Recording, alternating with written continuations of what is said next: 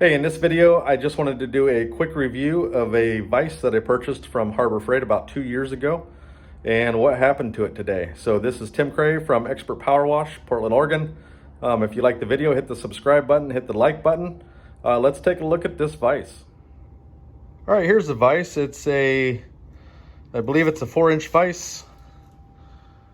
It's one of the forged ones. I think it was 29 or 39. I can't remember exactly. But I was clamping just a hose to take a fitting off my pressure washing hose, and this thing just snapped. You can kind of see the quality of metal that it's made out of. Again, I just wanted to pass this along to any of you guys that are looking for a vise or deciding like I did when I first bought this that it was a good deal.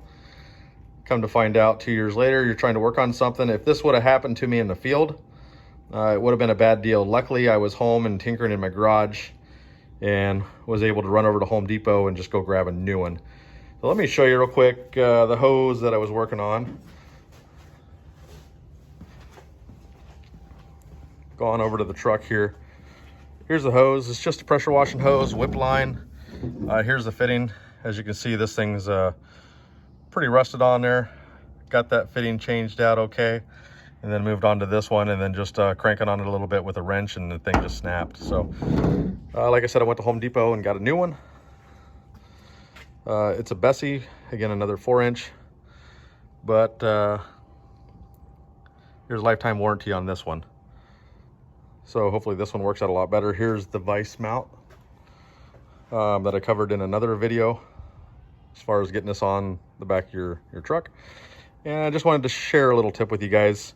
You see these bolts in here, typically they come with these little finger tighteners, but this is about the position I want this in, and I don't plan on moving this thing around. So I decided to get rid of them little finger tightening screws. I don't even know what they're called, and then just put in these ones here. And this thing is clamped in there good. It's not gonna move. Here's what I bought, M8 1.25 by 25 millimeter. If you guys are looking for the screws to put into your vise, that's the screws that I use. They fit in there perfectly. And yeah, this thing is stable. It looks good. I just put it on, so I can't really review how well this is going to work out, but hopefully this helps you guys. If you're looking at them Harbor Freight vises, you may want to look a little bit further. Go out and get yourself a good one.